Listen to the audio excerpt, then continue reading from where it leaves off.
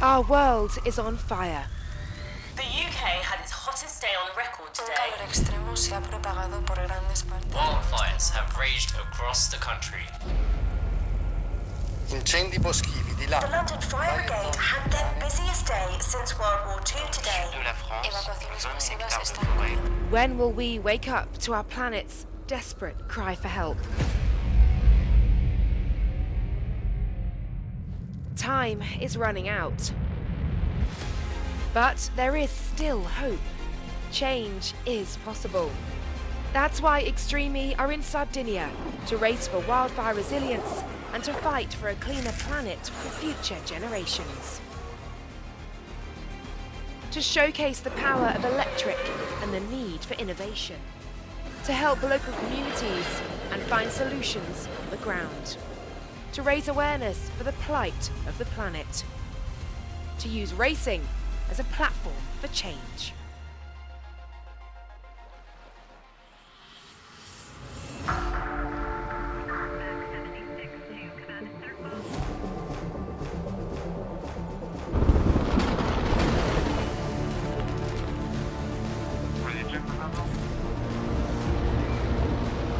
Prepare to be aggressive.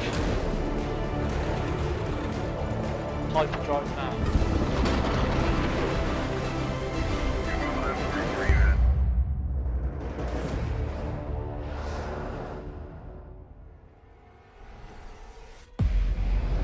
Sardinia, the location of Extreme's Island X Prix and the championship's first ever double-header.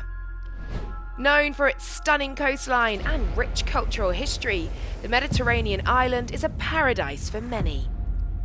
However, rising sea levels and scorching temperatures of recent years continue to damage this once pristine island.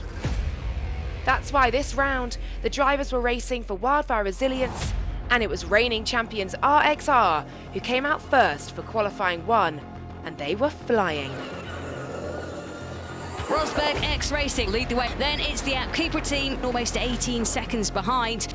This threw down the gauntlet to X44, who had been fastest qualifiers at every previous Extreme race. Loeb absolutely flying. That is Sebastian Loeb all over. Knowing they needed to set a blistering time to extend their unbeaten qualifying run, X44 went fastest out on track until disaster struck. Oh, puncture! The tyre's taken the bodywork off. I think that's what's happened, and he's flailing. This meant that going into the head-to-head racing in qualifying 2, it was RXR leading the way from Acciona Sainz in second. X44 needed a strong showing in qualifying 2. Away from the line then, dust kicks up. It is RXR who come out in front. Christopherson runs over the rocks. No! Oh no, not another problem for Leduc. No, Kyle Leduc. And following a yellow flag for the stricken number 99 Hummer EV, Sebastian Loeb used all of his racing nous to jump Genesis Andretti United Loeb's managed to get past Hansen. before flying past Excite Energy Racing. Up the inside, Sebastian Loeb gets it done on the brakes. However, that didn't stop RXR taking their first ever top spot in qualifying. It is RXR, they come down to the line. What a race!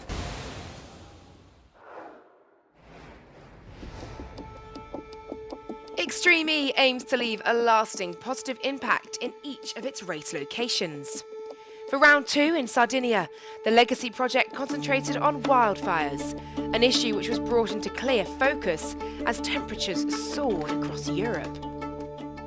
We are in Senario today. This is one of the spots of one of the most dramatic mega fire happened in Sardinia that happened last year in July. It was considered the most impactful fire in Italy for 2021. And it was a fire that affected more than 20,000 hectares of area. They were completely devastated. The soil was really melted by the high temperature in those days. This fire, unfortunately, is not unique. Conditions, external conditions are changing in terms of this year is again one very hot year. So we are now in conditions in which new fires could happen. What we really need is a more proactive approach in which information, knowledge give us the opportunity to accelerate our capacity to react to stop the fires. A quick reaction is vital to stop the spread of wildfires. One of Extreme's partners, Vodafone Business, have developed a sensor that can detect fires and use the mobile network to alert authorities at an early stage. Championship reserve driver Fraser McConnell joined the installation of the very first device in the area.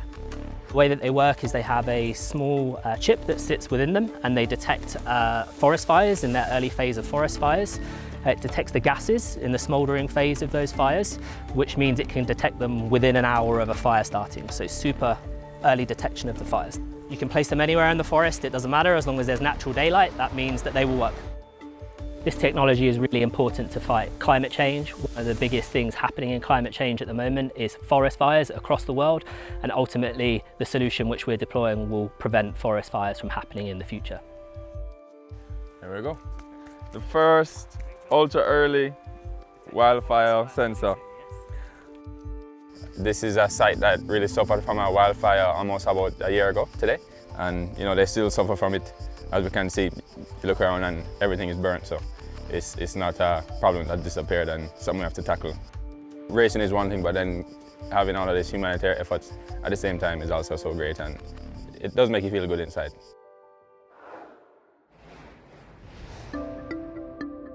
Back on course, the teams and drivers were busy preparing for the semi-finals. In a change ahead of the Island X Prix doubleheader, the rules for the Continental Traction Challenge were tweaked to promote even more exciting action. The Continental Traction Challenge is an opportunity for one team to win 5 extra points for getting the fastest sector across a weekend. At each race, we nominate a section of the track which will become the Continental Traction Challenge. So here in Sardinia, between waypoints 10 and waypoint 16, we have that allocated section. Continental Traction Challenge is typically quite a technical part of the course. Sometimes it's fast. Here it's super tight. It's more like a rally stage. There's some big bumps in it, some water splashes. I think it's something to work for. It's not something to risk the car over, but if you do have a clean lap or you happen to be out of the dust, it is a reason to push for sure. Typically it's been the fastest driver out of the teams, and it's only been one driver from each team. And now it's actually changed. There's been a major rule change in that it's going to be a combined effort from both male and female drivers in each team. So now both have to put in a really strong lap. We combine the time of the male driver and the female driver, and whichever team has the fastest time will win that Continental Traction Challenge. It makes be even more important to work together, male, female, and push each other forward. Just like on the lap and on the switch and on the driving, everything. I mean, the more we can work together, the better both will be. And to add that feature into the Traction Challenge, I think is a great thing to do. Just like the rest of the championship, the Continental Traction Challenge focuses on equality. We have the male and the female contributing to that winning time. There are quite a lot of points because I think it's 5 points, so something you need to think deeply, because 5 points at the end of the championship can be very important. The points for the Continental Traction Challenge can determine the winner of the championship. 5 bonus points is a huge amount. In season 1, it went right down to the wire. We had a situation where X44 were able to get equal points with RXR by winning that Continental Traction Challenge in that last race in Dorset. Yeah, it's a full race win extra, so for sure it's very important to try to get that, and I'm sure a few of the guys and girls here on the grid want to do the same. With drivers able to set their fastest time on any competitive lap, teams will continue to push until the finish line to improve their aggregate time. Who will manage to secure the 5 bonus points?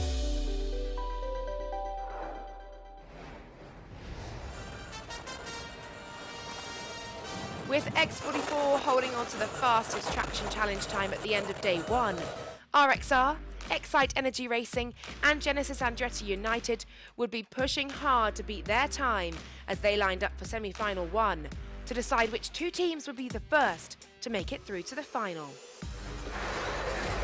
RXR with a lot of wheels still on the left-hand side of the grid. Timmy Hansen moving across to try and shut the door, gets into the rear corner but can't get there. P2, Timmy Hansen looking at the back of the RXR machine. Oh, a bit sideways on the way in. Hansen looking up the inside line, going to get alongside here. Just might hold on as they get up to the next waypoint. Can't quite do it over the bumpy section there. Runs wide. RXR up onto 2 wheels. Comes back down though. Andretti United has started into P3. That was an amazing racing start. Hansen's gone wide right, trying to take an alternate line to try and make up time, and he has done that really well. Coming round through the inside, he moves for the move. There's got a lot of contact here. There's not room for two through here, really, so it's going to have to shuffle out. Who's going to come out in the lead? They are battling for it down to the next marker point. Who is going to get this? What a fantastic battle. Arlen Kotlinski, remember, is holding on at the front from Hansen in P2. I'll tell you what, she's doing brilliantly because Timmy's raced her really aggressively there.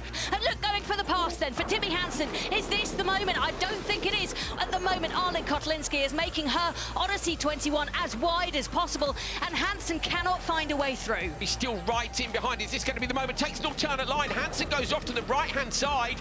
Comes into gate 21 from wide. It's a great move by Timmy Hansen. The exit speed is there. Spotted a line on the way in and nails it on the way out. Look at the look on his face, full concentration. So it is the Genesis Andretti United that takes the lead going into the switch zone. A thrilling battle on lap 1 saw Timmy Hansen hand over to Katie Munnings with a narrow lead over RXR. So watch for Kristoffersson here. I wouldn't be surprised at all to see a hyperdrive or something early in terms of a move. He'll want to get past Katie as quickly as he possibly can. Kristoffersson looking for an alternate light on the run down to waypoint 3. At the minute, though, sitting in tight behind. You can see him using the handbrake. Just pulls it in. They go level, side by side. Done. Kristoffersson gets past Katie Munnings. I've got no power. I've got no power. The drive shaft's gone or something. I have no power. I think it's a problem for Katie there. Look how slow the car's going. It looked like she had nothing coming out the corner, Jenny. Now you can see Excite Energy Racing. Scheider coming up behind Katie Munnings. What's he going to do? Which way is he going to go? He's right behind you. He's right behind you. I'm completely flat out everywhere. I have no power. Scheider looks to the right. Can't get through quite yet. Gives it a little bit more juice. Through waypoint marker 9. He is through. On board with Munnings just there. Definitely a problem with that car.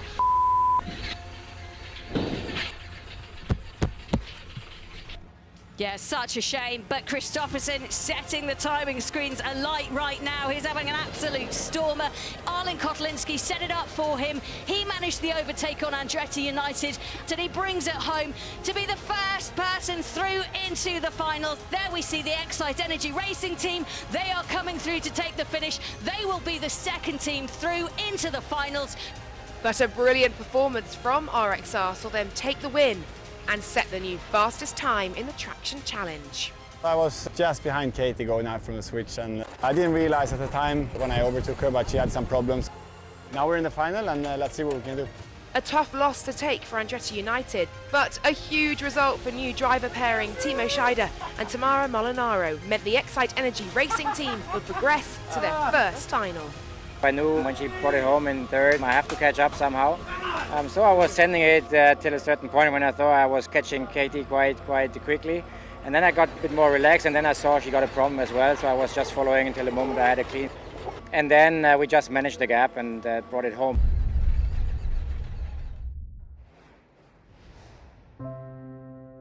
Since I was very, very little, I was a little bit of a tomboy, and I always had like little cars, and then, you know, I had like lots of posters and stuff. And one day I was around about 17 years old, and I saw this rally car, but, you know, like really old style, like lots of stickers, super noisy. I just thought, wow. So I ran in the middle of the road, and I just started like waving, and I was like, hi, can I get in the car? 200 meters, and then they pulled the hydraulic handbrake, and the car like went sliding, and I was inside, and I was just like, okay, I have no idea what is this, but this is my life. So from that day, I kind of knew that I loved it. Since then, I started like going to his garage every day.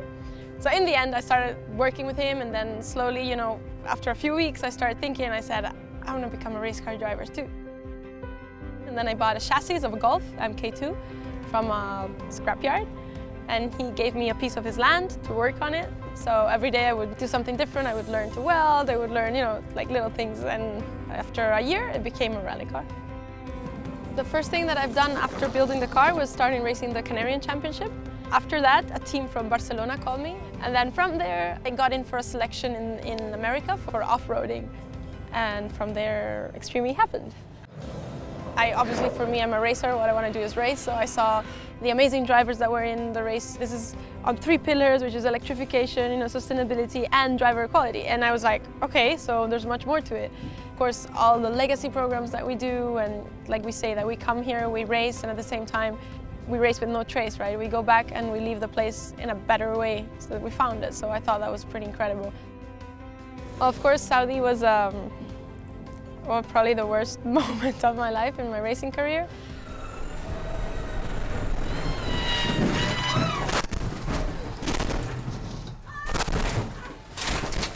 I just try to, right now, you know, I'm really positive. I worked so much during all this time off. I've done a huge rehab work and also a lot of mental coaching, which I think that it's helped me so much to stay focused. And right now, Lance and I think that we're ready and we're super excited to be back. This week is just gonna be a go time for us.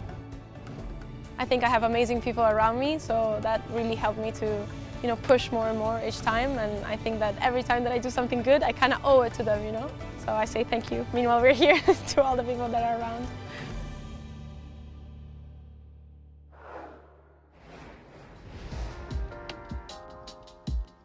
With a brief pause in the race calendar following the Desert X Prix in Neom, the championship had its first opportunity to make some changes to the Odyssey 21. Extreme E enlisted the help of specialist suspension and damper supplier Fox to address issues faced by the drivers in Season 1. Last year, the car had some troubles. You know, we all saw it. It didn't behave properly in the terrains that we wanted to race in. We saw it bucking slightly at the rear. And I think a lot of that was down to the suspension available to the teams. The suspension element of the car is absolutely critical in off-road racing. You know, the bumps, the elevation, the change of direction that we put the cars through second by second on the track means that if you don't have a decent setup on the suspension, it's not a great car to drive at all. So we got in touch with Fox over the summer, and they came out here to Sardinia, and you know, they were here following us, understanding what was happening on the car, already suggesting, you know, ways of working, even getting in with the teams. They were well received in the paddock, so they were the obvious choice for us. So the partnership with Extreme E really started out of us recognizing the series and seeing the racing on TV and just really being excited about it. So we actually reached out to Extreme E, you know, to see how we could get involved, and immediately thought we could improve the suspension on the vehicle. So we just started the conversation and a couple tests, and we're here now. Straight away here in Sardinia, we saw a total difference in the way the car behaved, and it was basically down to Fox. This is a double wishbone suspension, so you have your A-arms that are all kind of the structural piece of the suspension, and the dampers really just to manage the loads. On the front, we chose to go with one single damper, and on the rear, because the loads were quite high on the rear, we actually went to a dual damper setup. So here we have our external bypass shock, which is what we spec'd on the rear of the Odyssey 21. So this is the secondary damper. So as we like to say, this is the shock that's doing all the work. The beauty of the external bypass is you get a ton of range of adjustment. So this is what we have seen teams most, I would say, skittish to start playing with, because it's quite new, but we're seeing massive performance gains. So welcome to our garage. This is our new Fox setup. I run these on the trucks at home. They're a good sponsor of mine, and I'm so proud to have them a part of Extreme E, because they know their stuff. They're meant for exactly what we're doing, and it not only makes the racing better, but I think it's making the safety even better. So yeah, I'm very pumped to have Fox on board. It's a different car to watch, I think people will notice, but also to drive. It looks a little bit more like it's in its natural habitat now. It's riding the bumps a lot better, it's more predictable, we can push harder on the big jumps and drops. This was a super rough track here in Sardinia last year, so what better place to test it out? The upgraded Odyssey 21 has given the drivers plenty of confidence on a challenging terrain in Sardinia, with the action on course closer than ever.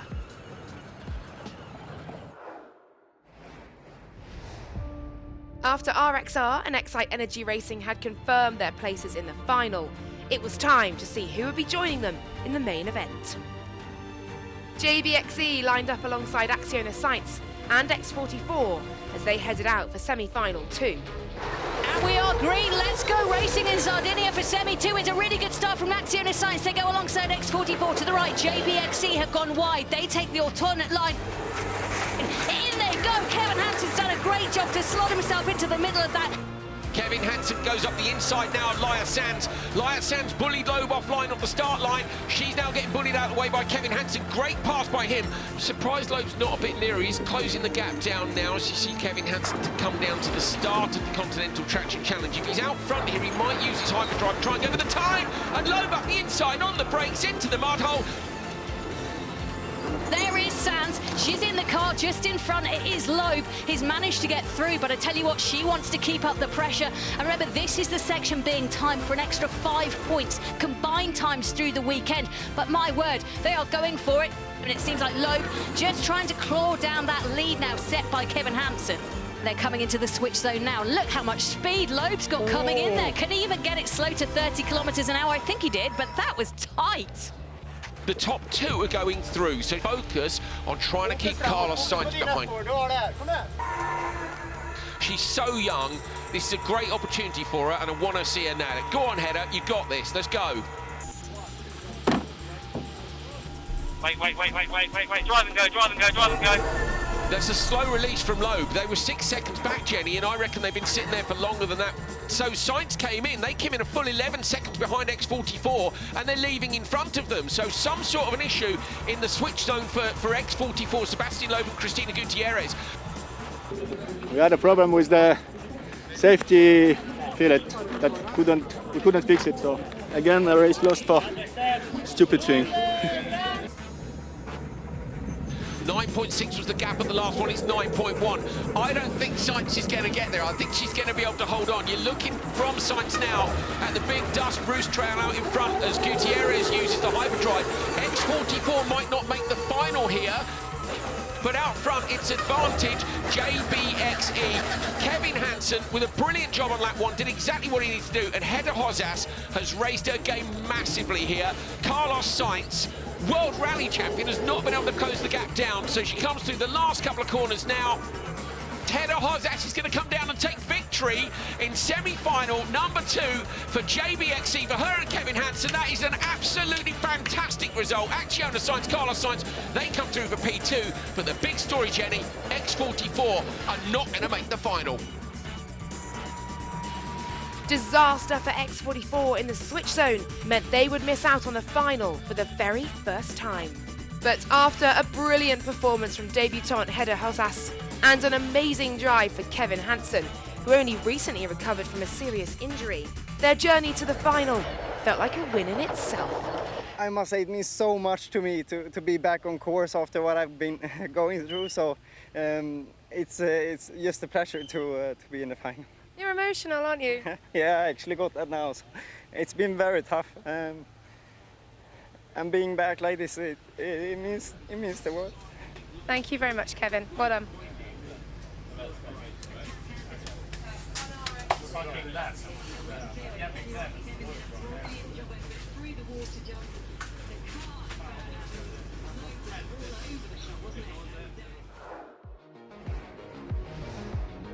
Whilst out in Sardinia, RXR took the chance to implement a charitable initiative which forms part of their Driven by Purpose campaign, spearheaded by none other than Nico Rosberg. Extreme E is a championship that's really built on social causes. That is the reason for its existence. And there's a couple there. First of all, of course, it's climate change, which is probably at the forefront. So we're really trying to raise awareness for what's happening, and also in all the areas where we're racing, support locals who have been affected by climate change. Beyond that, there's also equality, which is why we've got a female and a male driver racing, and the females are real rock stars as well, which is so cool. As a team here in Extreme E, we have our own charitable initiative because it's just as important to us to be winning the championship as it is to generate real impact. And last year it touched me a lot. We went as a team to visit the biggest forest fire here in Sardinia that Italy has seen in many, many years. 20,000 hectares gone, and families losing everything they had. Distributed a lot of vouchers to the families who've been impacted severely. That was very emotional for us, and so this year, coming back to this race, we thought we'd try and help even more. What we've done this year is partner up with a couple of strong partners like Medsi, Allianz and Lifeterra to do a big reforestation initiative. So we're going to be planting in November, when the time is right, 5,000 trees in the affected area, which is our small contribution in our way, and hopefully with the awareness we also raise, it can be a significant impact. This year we're planting 5,000 trees. Today is the first symbolic tree. The plantation is going to start in autumn, together with all of our partners at Rosberg X Racing, you know, especially Allianz in this case, who supported, and us with our own foundation with Driven by Purpose campaign. It's an honor, you know, and I speak Italian, I love Italy, I love the Italian people, so to give something back in that way and to use Extreme as a platform for good, you know, that's awesome, that's special. So I'm very happy about today and thankful also to everybody who's contributing, like Life Terra, a non-profit organization planning to have 500 million trees planted in the next couple of years in Europe. We've also got Medsi, we've got the mayor here, we've got the army, everybody involved, you know, so hopefully we can generate some impact. Very cool. As an entrepreneur, I'm entirely focused on sustainability. It's my new path in life. All projects we do are dedicated to that.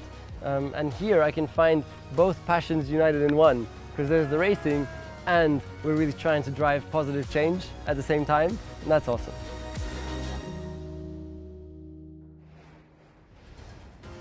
Next time on Electric Odyssey, we meet the scientists using the St. Helena for groundbreaking new research on our oceans. This ship was intended for a racing series, but actually it's demonstrated to be wonderful for science. And a thrilling final takes a dramatic turn after a collision between Johan Kristoffersson and Carlos Sainz. Double contact,